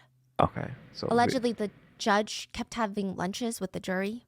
I don't know why, okay? No one knows why. The judge would state that they just do that. They just have lunch with the jurors. But they don't talk about the case. They said that there were guards present, and they were certain they never talked about the case. But the defense attorneys were like, that's tampering with the jury, so absolutely not. It was overturned, and since then, there has never been another trial. Okay, so they just got away, so never mind. It's worse than that. They could have gotten 20 something, but because of this stupid nonsense, they got out scot-free. So in the end, nobody got punished. They're just free. What? Nothing happened to them. Yeah, it's speculated that maybe the club owners had ties to the government or something. Probably. Because there's just no way this makes sense. It was one of the biggest cases in Brazil. Like, all of Brazil was hurting. I just don't see why. It doesn't make sense. There's just a lot of odd connections. The main prosecutor, this is way before the fire, had been tasked with investigating the club for noise pollution and permitting, like violating permits. He ends up retiring in the middle of these investigations. His son ends up becoming the lawyer that represents the club during the permitting investigations. So the son switched side from investigating to defending? Or the prosecutor could, again, speculation, be friendly with the club and had plans to not really do anything about the breaking of the violations. And then, Yeah, I mean, I'm assuming that the inspector got paid off, so he retired, and then his son just is also on the payroll. Who knows? and now that he's retired, the Oh. son knows the insider details, allegedly, if the dad just tells him this is what the prosecutors know, and can rep them in a way that's more beneficial. Is, I don't know, a speculation, but there's just a lot of odd coincidences. Oh yeah, okay, side note, the parents are also going to get sued for defamation by the prosecutors, because the parents were coming out saying, I think that this is like bribery and corruption. There's just no way. Yeah. They were getting sued by the prosecutors. So the public, they called this the second tragedy of KISS, because it is. In response to the public, the prosecutors stated that they would stop suing the parents, but the parents said, no, keep suing us. Prove to us that we're liars then. Prove it. Prove it. Then the judge stepped in and tried to close the case by, quote, forgiving the parents of the victims without even doing a proper investigation. The parents didn't want that either. What was there to forgive them for? They wanted a full investigation into the truth because they know that they're not lying. So everyone else can try to prove it. That didn't go anywhere, though, because the justice system is confusing and not great anywhere. This is not just Brazil, by the way, just anywhere. Because before anyone even judges Brazil, we had a situation in Rhode Island in the United States very similar, where a club was lit on fire from pyrotechnics. What am I saying? Clubs are always being burnt down by pyrotechnics. I think there's one from Europe that happens. That's like even the most famous one. Is on other people's channels. We have this one now. There's another one that I don't remember where that was. I think we saw it earlier, but now it's just there's so many of these. A It lot just of lives were it lost. doesn't stop happening. Now, with that, there were massive protests all over Brazil with signs that read, "Where were you on January 27th, 2013?" And people tried to hold protest marches, but in the end, nothing really came of it. There is still no justice. The land that the club has been sitting on and the club itself has been given to the parents of the victims. They are going to put up a memorial there to remind everyone that drives past, like, this is what happens. We cannot let this happen again. It does seem some changes are being made. There are some regulations that are being enforced to make Santa Maria safer. Stricter standards are being enforced for commercial businesses with large fines if protocol is broken.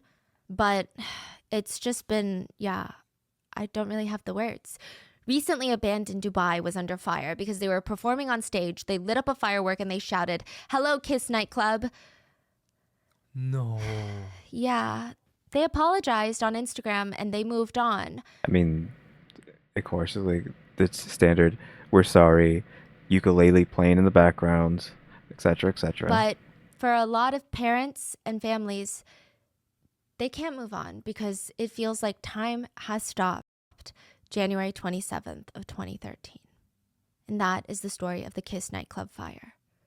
What are your thoughts? Let me know. Please stay safe, and I will see you guys on Wednesday for the next. Okay, so that was that Rotten Mango video, which, again, like, all I can say is this keeps happening. When are we going to learn to not use these things in these buildings?